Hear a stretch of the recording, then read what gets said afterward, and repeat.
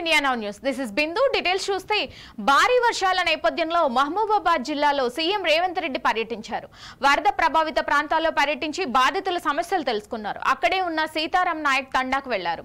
కలెక్టరేట్లో వరదలపై ముఖ్యమంత్రి సమీక్ష నిర్వహించారు.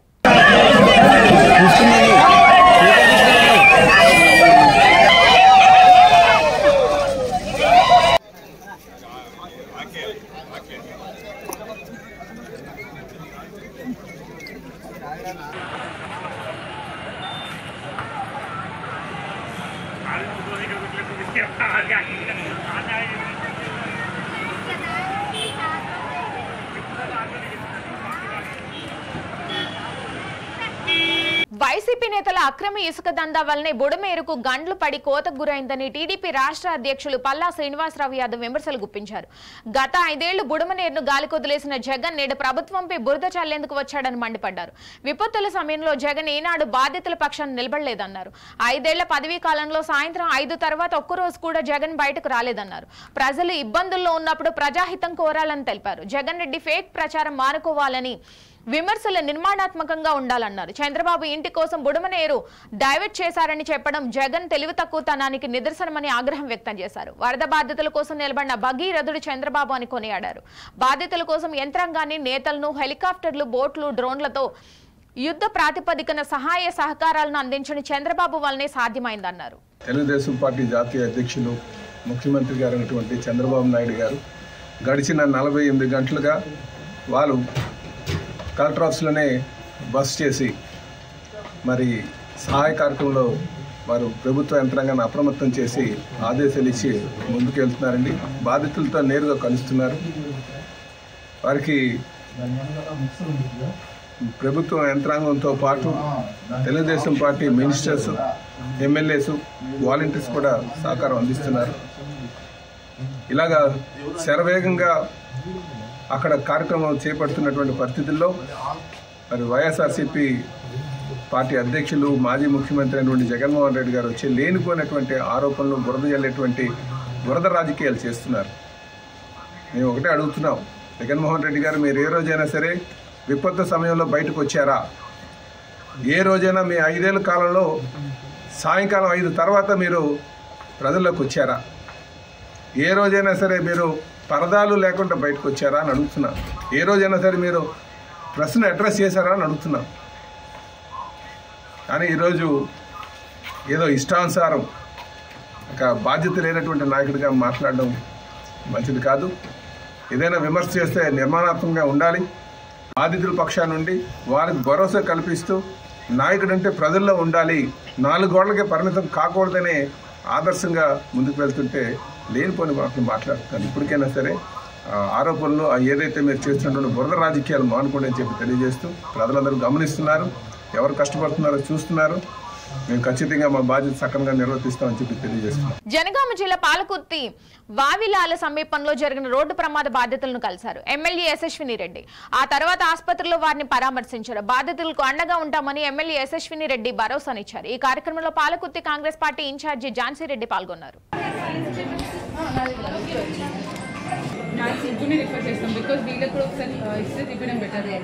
ఇంకా ఫర్దర్ ఏమైనా ఇంజరీస్ ఉన్నాయేమో, మన దగ్గర ఎక్స్రే అవైలబిలిటీ లేదు. మరి కొంచెం అది ఇప్పుడు రిఫర్ చేసేసినట్టు. అవును,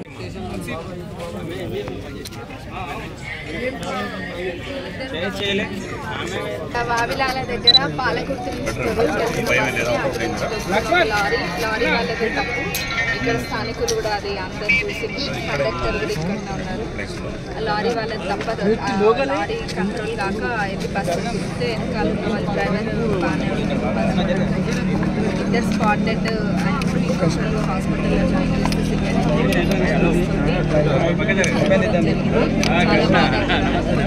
ఇట్లాంటి వార్త తెలియడం అనేది చాలా బాధాకరం.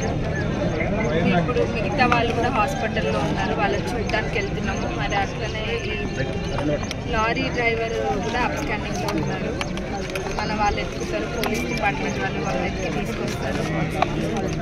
ఇప్పుడు ఎత్తినాక తెలుస్తుంది, అంటే ఇంకా ఎంతమందికి ఎంత సివియర్గా ఉందనేది ఇప్పుడు ఇక్కడ పాలకుర్తి హాస్పిటల్లో జాయిన్ చేస్తారు.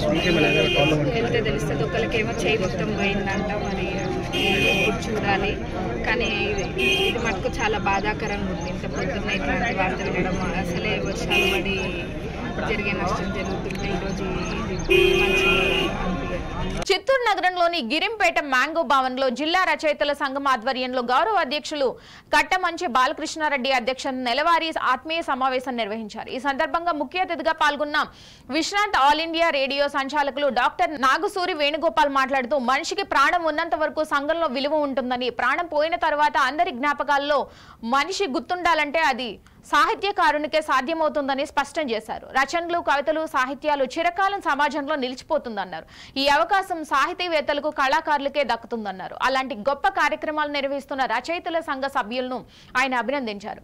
సంఘం జిల్లా అధ్యక్షులు గిరిధర్ మాట్లాడుతూ సమాజంలో కనుమరుగు అవుతున్న సంస్కృతి సాంప్రదాయాలను, హిందూ పద్ధతులను, సాహిత్య సంపదను పరిరక్షించుకోవడం మనందరి బాధ్యత అన్నారు. ప్రభుత్వం కవులను, సాహితీవేత్తలను గుర్తించి వారికి సన్మానాలు, సత్కారం చేయడంతో పాటు సాహిత్య సంస్థల అభివృద్ధికి చర్యలు చేపట్టాలని కోరారు. ఈ కార్యక్రమంలో గౌరవ అతిథి కృష్ణమూర్తి, ప్రముఖ కవయిత్రి అరుణకుమారి, పలువురు కవులు పాల్గొన్నారు.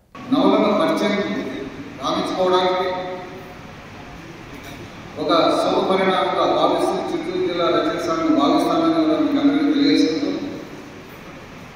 ఇచ్చేసిన వారు ప్రతి ఒక్కరికి మరొకసారి జిల్లా రచయిత సంఘం తరఫున నమస్కారం, సమాజంలో మరియు స్వాగతం తెలియజేస్తూ ఈనాటి ఈ కార్యక్రమం చిత్తూరు జిల్లా రచయిత సంఘం అధ్యక్షులు శ్రీ ఎస్ గిరిధర్ గారిని వేదికపైకి రావాల్సిందిగా మీ అందరూ కరతాళ ద్వారా ఆహ్వానిస్తున్నాను. ఈ కార్యక్రమం చేయడానికి ముఖ్య కారకులు రూపకర్త అయినటువంటి ఆల్ ఇండియా లెవెల్లో ఆకాశవాణి కేంద్రాల్లో, వివిధ కేంద్రాల్లో సంచాలకులుగా పనిచేసి తెలుగు భాషకు విశిష్ట సేవలు అందించినటువంటి వ్యక్తి.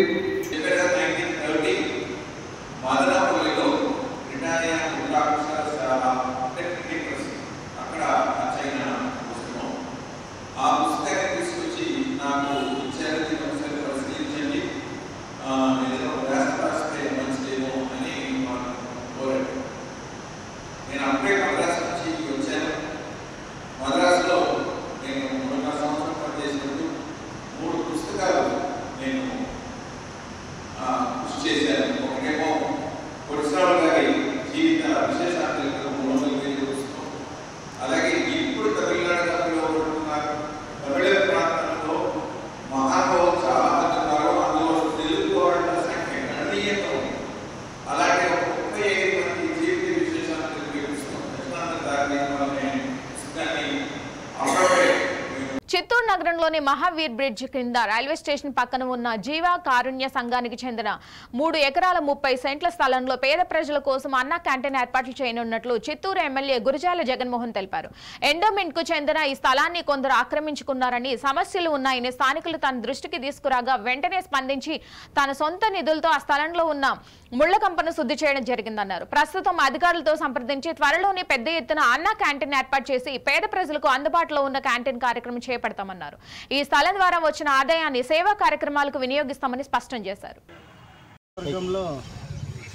ఈ స్థలం జీవ కారుణ్య అన్నదాన సత్రం ట్రస్ట్ కింద ఈ ఒక 3 ఎకరాల 30 సెంట్ల భూమి ఉంది అని ఇక్కడే స్థానికంగా ఉన్న వాళ్ళు ఇక్కడ కొన్ని సమస్యలు జరుగుతున్నాయి సార్, మీ దృష్టికి తేవాలని నా దృష్టికి తెచ్చారు. నేను మన ఎండోమెంట్ అని అవును సార్ ఇది పలానా దీంట్లో ఉంది అని చెప్పారు. సో ఇమీడియట్గా నా సొంత నిధులతోనే దీన్నంతా క్లీనింగ్ చేయించి ఇవాళ కన్సల్ట్ అధికారులను పిలిచి విచారించినాం ఏం చేయొచ్చు ఏమి అని.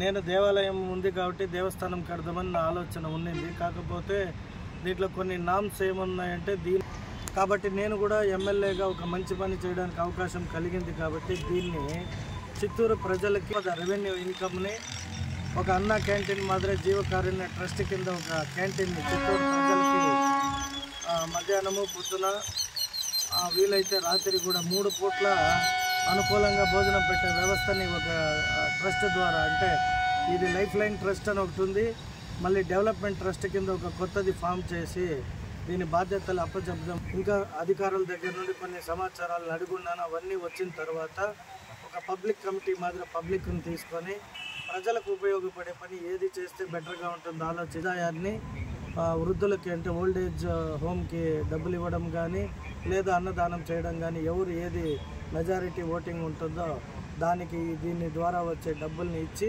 విజిట్ చేసింది. కొమరం భీం ఆసిఫాబాద్ జిల్లా ఏజెన్సీ జైనూర్లో ఆదివాసీ మహిళపై అత్యాచారం చేసి అనంతరం హత్య చేయడానికి పాల్పడిన ఘటన వెలుగులోకి వచ్చింది. మాక్చుమ్ అనే వ్యక్తి ఆదివాసీ మహిళకు పెళ్లి చేసి మరో ఆదివాసీ మహిళను ఆటోలో ఎక్కించుకుని చెట్ల పొదల్లోకి తీసుకుని వెళ్లి అత్యాచారం చేసి హత్య చేయడానికి ప్రయత్నించాడని ఆగ్రహం వ్యక్తం చేశారు.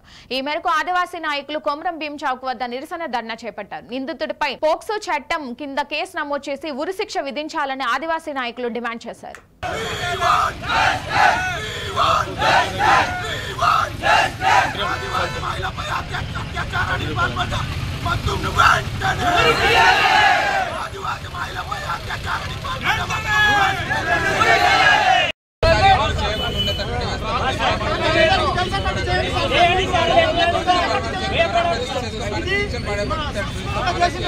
మొన్న జరిగినటువంటి ఆదివాసీ మహిళపై ఒక మైనార్టీ ముస్లిం కమ్యూనిటీకి సంబంధించినటువంటి మగ్దుమ్ గానికి ఉరి తీయాలని పెద్ద డిమాండ్తో ఇక్కడ మేము ధర్నా చేయడం జరుగుతున్నది. ఎందుకంటే అతను 20 సంవత్సరాల క్రితం ఒక ఆదివాసీ మహిళను భర్త ఉన్నప్పటికీ కూడా ఆమెను తన సొంత భార్యగా చేసుకుని మళ్ళీ ఇంకో మహిళను అనవసరంగా ఆమె చేతి పట్టుకుని రెండో భార్య చేయడానికి ఇక్కడ ఎంతమంది ఆదివాసీ మహిళను తన బానిసలుగా చేసి భార్యలుగా చేయబోతున్నదా లేకపోతే తన లొంగుబాటు చేసి ఇట్లా ఎంతమంది అమ్మాయిలను చెడగొట్టాలని ఉద్దేశంతో వీళ్ళు ఇట్లా చేస్తున్నారో అది తెలియదు. కాకపోతే ఇవాళ మనము మగ్దుమ్ గానికి ఇష్టపడితే ఇక్కడ ఉన్నటువంటి ప్రతి ఒక్క ముస్లిం కూడా అదే దారి పాల్పడతారని మేము ఆవేదనతో ఇక్కడ ఈ రోజు ధర్నా కఠినంగా నిర్వహిస్తున్నాము.